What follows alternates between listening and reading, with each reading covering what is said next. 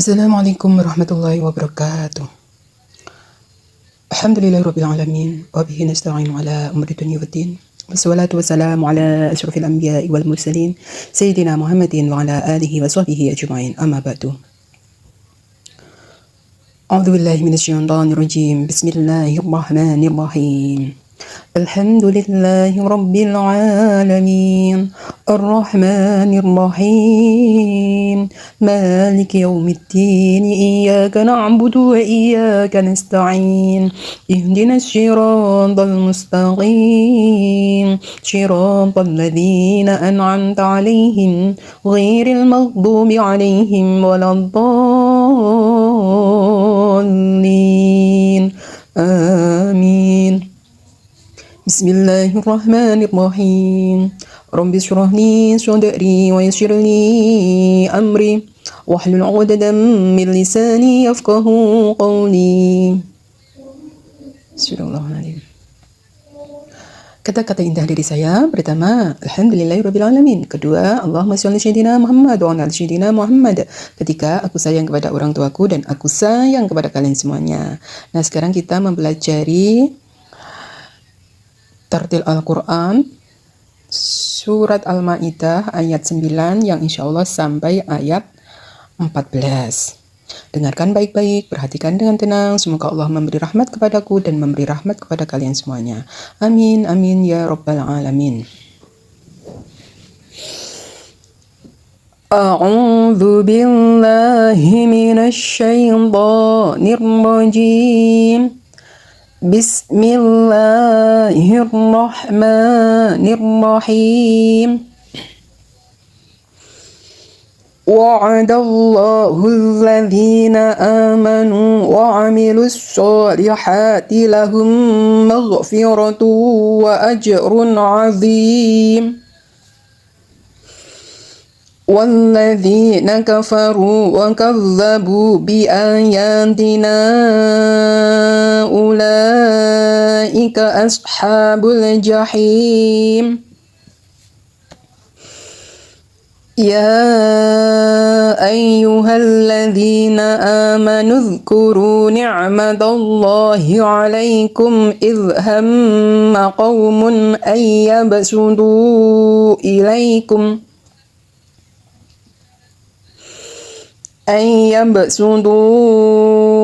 إليكم أيديهم فكف أيديهم عنكم واتقوا الله وعلى الله فليتوكل المؤمنون. ولقد أخذ الله ميثاق بني إسرائيل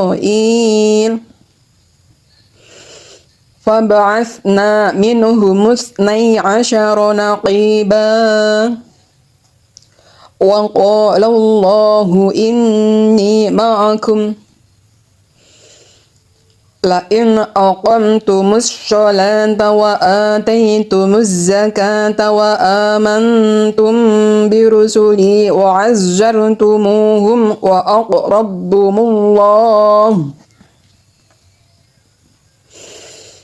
وأقرضتم الله قرضا حسنا لأكفرن عنكم سيئاتكم ولأدخلنكم جنات تجري من تحتها الأنهار فمن كفر بعد ذلك منكم فقد ضل سواء السبيل.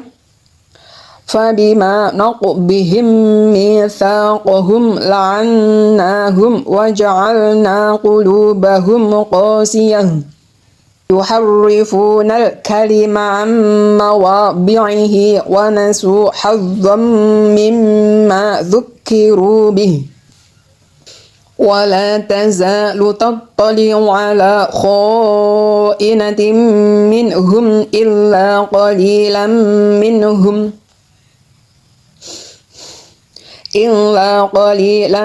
منهم فاعف عنهم واصفح إن الله يحب المحسنين. ومن الذين قالوا إنا نصارى أخذنا ميثاقهم فنسوا حظا مما ذكروا به فأغرينا بينهم العداوة والبغضاء إلى يوم القيامة وسوف ينبئهم الله بما كانوا يصنعون. Shadaqallahul azim. Nah, sekarang kita sudah selesai belajar tartil. Nanti apabila ada salahnya kita tahu letak kesalahannya, dan apabila ada yang benar, alhamdulillahirabbil alamin. Sekarang kita mempelajari tafsirnya. Apa sih mananya, apa sih isi kandungannya, dan pelajaran apa yang dapat kita pelajari dari kita membaca tafsir Al-Quran. Dengarkan baik-baik, perhatikan dengan tenang. Semoga Allah memberi rahmat kepadaku dan memberi rahmat kepada kalian semuanya. Aku berlindung kepada Allah dari godaan syaitan yang terkutuk dengan menyebut asma Allah yang maha pengasih lagi maha penyayang. Ayat 9. Allah telah menjanjikan kepada orang-orang yang beriman dan beramal soleh bahwa untuk mereka ampunan dan pahala yang besar. Subhanallah. Jadi ini janji ya. Janji itu pasti Allah tepati. Jadi orang itu apabila itu mempunyai iman dan beramal soleh, perbuatannya baik. Beramal soleh itu luas sekali. Nah, mempunyai iman kepada Allah, Tuhannya, malaikat, ciptaannya, Rasul-Rasul Allah, utusannya. Allah berfirman lewat kitab-kitab yang diturunkan kepada Rasulnya. Meyakini hari kiamat, meyakini qada dan qadarnya Allah. Jadi iman itu kalau dijabarkan juga luas, tapi disingkat orang itu kalau beriman, nah ya, dan beramal soleh, lah beramal soleh juga luas. Dari yang wajib, yang sunnah, yang mubah, nah, dari yang makruh, jadi menjauhi yang haram. Nah, jadi ibadah semuanya. Jadi amal-amal soleh itu menjalankan kewajiban. Kewajiban itu apabila ditinggal dosa. Menjalankan sunnah apabila dikerjakan dapat pahala. Apabila ditinggalkan tidak mendapat dosa. Kalau mengerjakan yang mubah boleh ya. Ya boleh. Nah, enggak berdosa. Dikerjakan enggak berdosa, ditinggalkan ya enggak berdosa. Terus mengerjakan yang makruh, contohnya dia mengerjakannya boleh-boleh aja ya, nggak berdosa melakukannya itu loh, nggak berdosa. Tapi apabila ditinggalkannya itu mendapat pahala. Nah, pilihan itu ingin pahala apa ingin nggak dapat apa-apa. Kalau ingin pahala ya ditinggalkannya. Itulah enaknya Islam. Belum diamalkan, cuma meninggalkan sesuatu yang makruh itu sudah dapat pahala. Subhanallah. Lah kalau haram ya, apabila dikerjakan mendapat dosa, apabila ditinggalkan mendapat pahala. Haram. Jadi itu enak sekali. Kamu ingin maksiat, ya itu kan haram. Tetapi kamu bisa mengelak atau menghindari yang haram itu, kamu mendapat pahala. Cuma menghindari dari yang dosa itu loh, menjauhinya itu kamu sudah dapat pahala. Subhanallah, enak sekali toh. Kamu ingin bermaksiat dari yang terkecil maupun yang terbesar ya. Pokok duwe niat maksiat mau mengerjakan. Terus kemudian kamu terarah apa iki dapat petunjuk. Enggak mau dosa katanya Nabi Muhammad tidak boleh seperti itu. Katanya syariatnya Nabi Muhammad tidak boleh mendapat dosa. Nah, itu kamu sudah dapat pahala. Subhanallah. Jadi haram dikerjakannya hukum haram ya, dikerjanya dapat dosa, apabila ditinggalkannya mendapat pahala, dapat menghindarinya dapat pahala, karena mencari keridhaan Allah, bukan karena manusia, bukan karena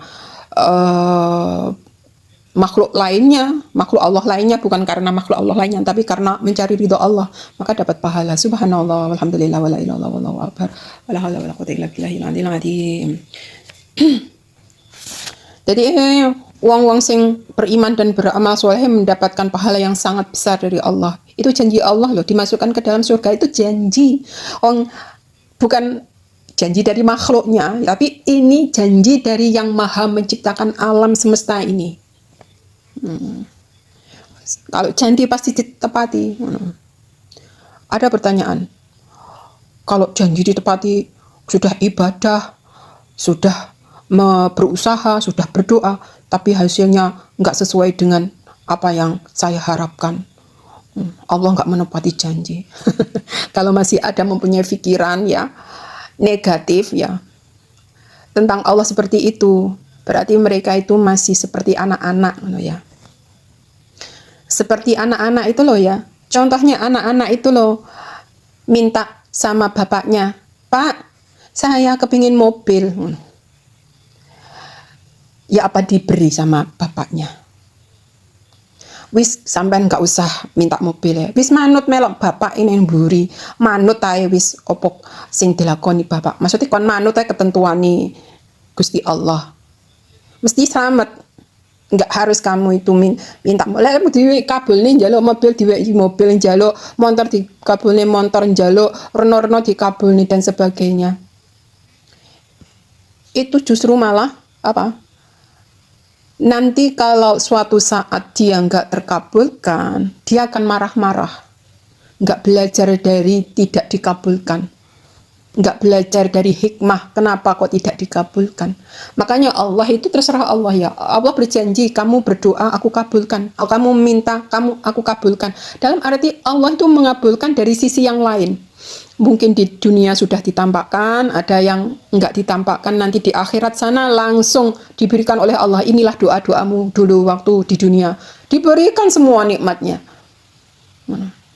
Waktu di dunia kamu minta mobil, inilah sudah ditampakkan, malah pesawat bisa terbang ke seluruh surga.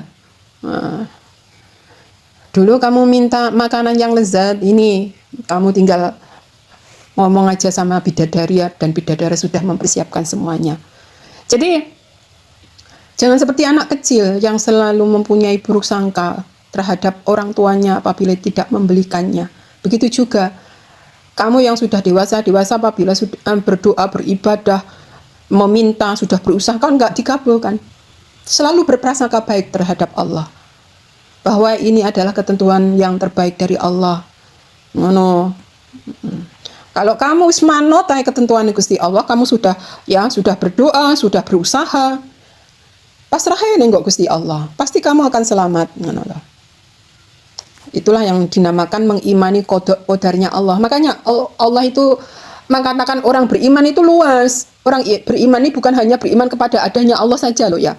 Jadi orang yang beriman ini mengimani qadarnya Allah, ketentuan dan ketetapan Allah, kuwi juga beriman. Lek enggak mengimani ketentuan Gusti Allah, qadarnya, ya kurang sempurna imannya. Ngono ya. Jadi Allah memberikan pahala yang besar bagi orang yang beriman, yang beramal soleh. Tugas menenggo alam donya ibadah, beramal soleh, apik nenggo apa iki Allah waktu ibadahe. Apik nenggo manusia, enggak mempunyai apa iki kesalahan terhadap manusia, berkata yang baik, berbuat baik ya. Tidak menyalahkan, tidak apa iki membuli, tidak lek ngarani ngono kae sekarang zaman sekarang bully ya. Ngelok-ngelok nih, mengolok-olok, padahal dirinya ya belum tentu ya sempurna. Makanya beramal soleh itu ya luas artinya. Jauhilah dari perbuatan yang menyakitkan, lisan yang menyakitkan. Nah, yang dinamakan amal soleh juga luas. Maka Allah akan memberi pahala yang besar bagi orang-orang seperti itu. Subhanallah. Sekarang ayat 10. Ayat 9 aja perluasannya sangat panjang ya. 10. Adapun orang-orang yang kafir dan mendustakan ayat-ayat kami, mereka itu adalah penghuni neraka. Jadi wong sing nggak percaya ayat 9 tadi ya. Orang-orang yang tidak percaya Adanya Allah, adanya malaikat, adanya kitab-kitab Allah, adanya rasul-rasul Allah, adanya hari kiamat, kodok dan kodar. Wis wong kuwi nggak percaya kuwi kabeh. Lan nggak percaya kitab-kitab berarti Al-Qur'an iki juga nggak percaya. Nah, pada zaman dulu ada rasul yang namanya Nabi Musa mempunyai kitab Taurat, nggak percaya. Pada zaman dahulu ada Nabi Isa mempunyai kitab Nabi Isa, ya ora percaya. Pada zaman dahulu ada Nabi Daud yang mempunyai kitab Zabur, nggak percaya. Jadi wong-wong sing nggak mempercayai kehidupan sebelum Nabi Muhammad, kuwi bukan orang beriman. Dan orang-orang yang tidak mempercayai kehidupan akhirat, ya akhir zaman nanti akhir kiamat, ya akhirat dunia ini kan binasa, hari kiamat, terus hari akhirat, kuwi ya nggak beriman. Wah, nggak ngakoni hari kiamat, hari akhirat, nggak percaya. Nah, jadi wong-wong kafir koyo ngono ku mang tempate neraka, ngono lho ya, penghuni neraka. Ada pertanyaan. Lah, kalau belum ada dakwah bagaimana? Orang-orang terpencil belum mendapat dakwah, belum mendapatkan pelajaran, apa mereka juga dimasukkan ke neraka? Wong belum ada yang mendakwai.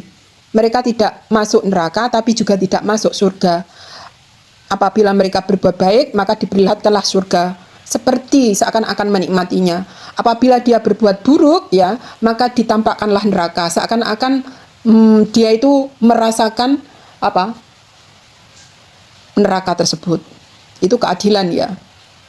Jadi Allah enggak membebani makhluknya kalau makhluknya itu belum ada lantaran dakwah kepadanya.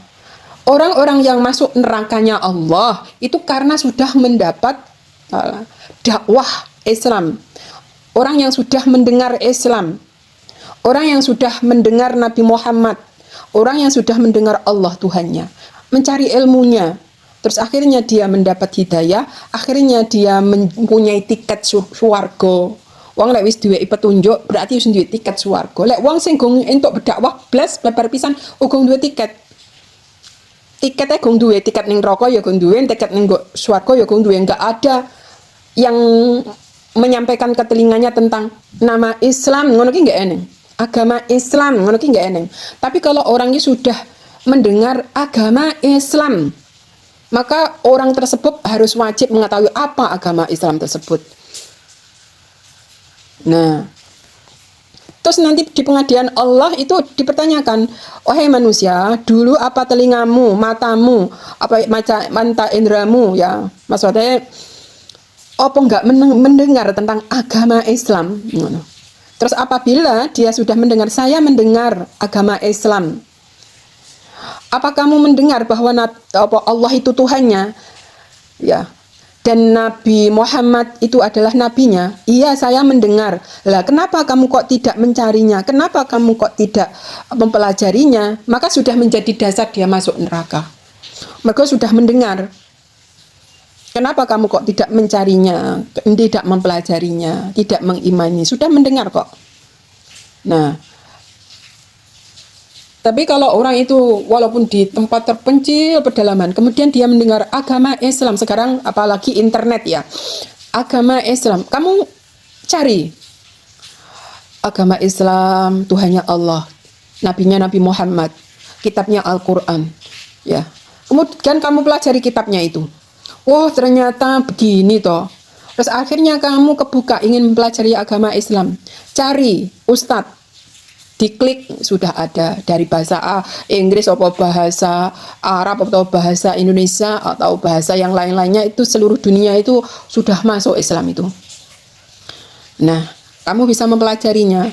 Terus kemudian kamu Islam. Nah, kamu punya tiket swarga. Wis mempunyai tiket swarga.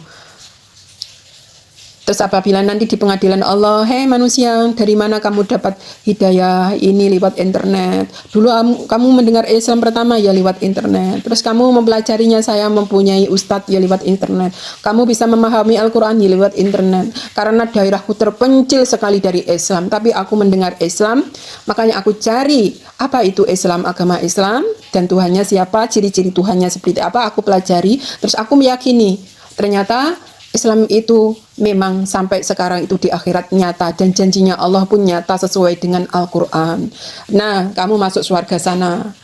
Saya punya internet, ya. Yang menyebarkan Islam dapat pahala juga. Ustadznya dapat pahala juga. Terus mengalir seperti pahalanya seperti mengalir terus walaupun dia sudah wafat, terus mengalir terus karena dia mengajarkan lewat internet. Subhanallah, walhamdulillah. Nah, seperti itulah. Makanya surga dan neraka itu sebenarnya sudah diberitakan kepada makhluknya Allah. Kalau Allah sudah memberitakan agama Islam, berarti dia sudah mempunyai tiket, dia itu mau berjalan atau tidak. Kalau enggak mau berjalan berarti tempatnya neraka. Kalau dia mau berjalan mempelajarinya, berarti dia seperti berjalan menuju surganya Allah. Subhanallah. Sekarang ayat 11. Hai orang-orang yang beriman, ingatlah kamu akan nikmat Allah yang diberikannya kepadamu di waktu suatu kaum bermaksud hendak menggerakkan tangannya kepadamu untuk berbuat jahat, maka Allah menahan tangan mereka dari kamu, dan bertakwalah kepada Allah, dan hanya kepada Allah sajalah orang-orang mukmin itu harus bertawakal. Nah, jadi selalu melibatkan Allah ya, orang mukmin itu, orang yang beriman itu enggak merasa takut ya. Apapun yang terjadi itu sudah dipasrahkan Allah, sudah berusaha, sudah berdoa, maka dia itu bertawakal kepada Allah. Karena Allah itu memberi nikmat nenggo alam dunia itu berupa ujian. Ujian itu ada ujian yang baik dan ujian yang buruk. Nah, bagi mereka yang kuat menjalaninya, kedua-duanya, itu maka lulus ujiannya. Nah, akhirnya Allah menjadikan surga tempatnya bagi orang-orang yang sabar terhadap ujian.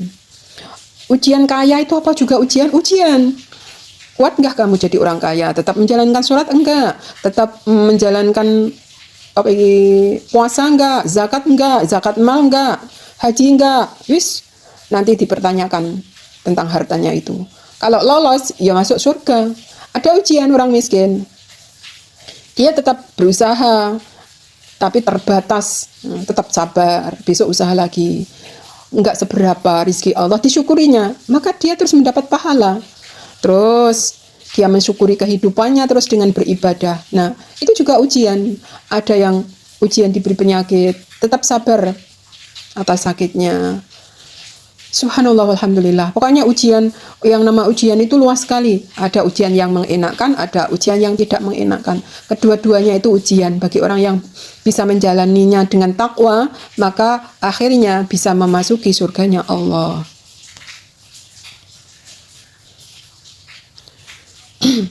Jadi orang-orang yang diberi kenikmatan itu banyak sekali ya. Karena kita itu berusaha tetap mensyukuri nikmat Allah, tetap minta tolong kepada Allah. Terus Allah itu memberi pelindungan, Allah memberi keselamatan, Allah memberi kenikmatan. Pokoknya semuanya Allah memberi apa yang kamu harapkan. Maka itu adalah anugerah Allah dan kamu wajib mensyukurinya. Kalau kamu itu nggak sesuai dengan hati kamu, apa yang kamu doakan, kamu tetap mensyukurinya. Berbaik sangka terus terhadap Allah.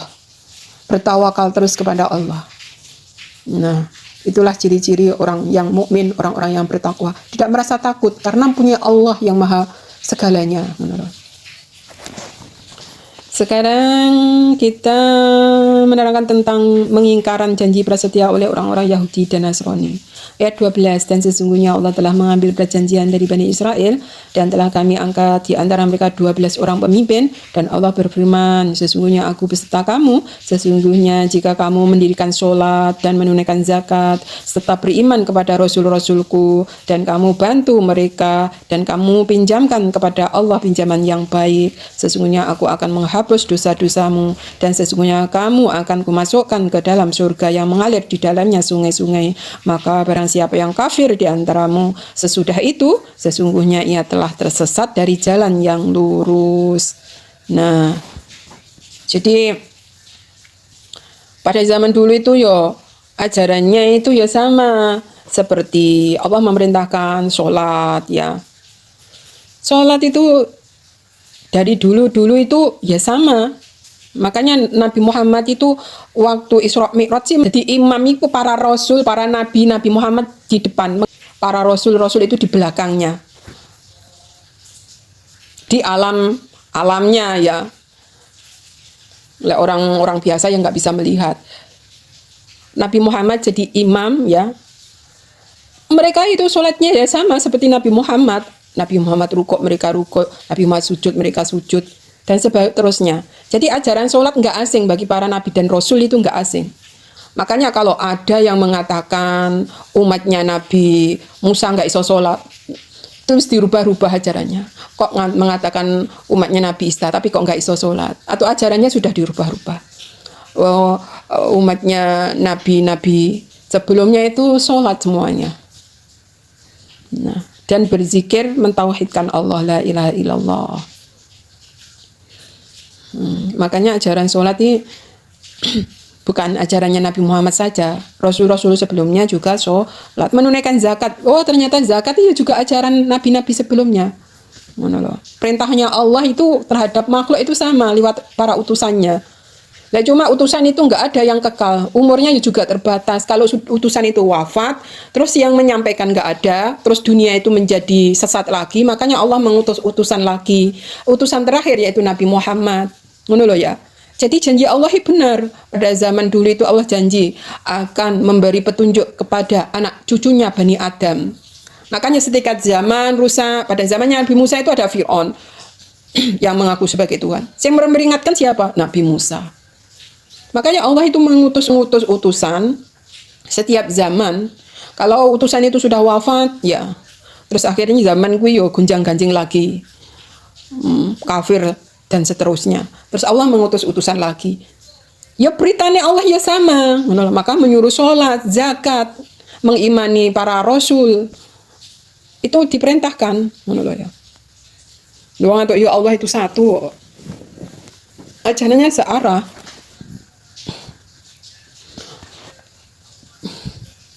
Apabila mereka kafir, ya, mereka tersesat sejauh-jauhnya.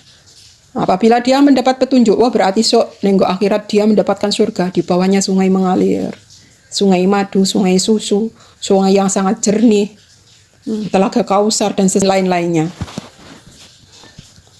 Sekarang ayat 13, tetapi karena mereka melanggar janjinya, kami kutuk mereka dan kami jadikan hati mereka keras membatu. Mereka suka mengubah perkataan Allah dari tempat-tempatnya dan mereka sengaja melupakan sebagian dari apa yang mereka telah diperingatkan dengannya. Dan kamu Muhammad senantiasa akan melihat kekhianatan dari mereka.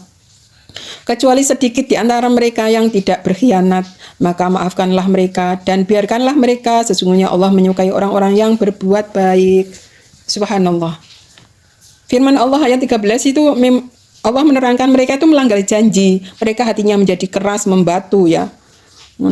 Bertambah jahatnya, bertambah sombongnya. Mereka mengubah-ubah firman Allah dari kitab mereka yang sebenarnya, bahkan melupakan sebagian ya apa yang diperingatkan di dalam kitabnya. Nabi Muhammad itu melihat kekhianatan mereka, bahkan sampai sekarang pun ya. Berkhianat itu sudah menjadi lagu mereka. Na'udzubillah min dzalik ya. Makanya Nabi Muhammad itu disuruh Allah memaafkan mereka dan berbuat baiklah kepada mereka. Karena Allah itu menyukai orang-orang yang berbuat baik. Subhanallah. Pada zaman dulu Nabi Muhammad itu pernah ya menghadapi Yahudi, Nasrani di sekitar Mekah itu. Memang mereka itu menyakitkan ya.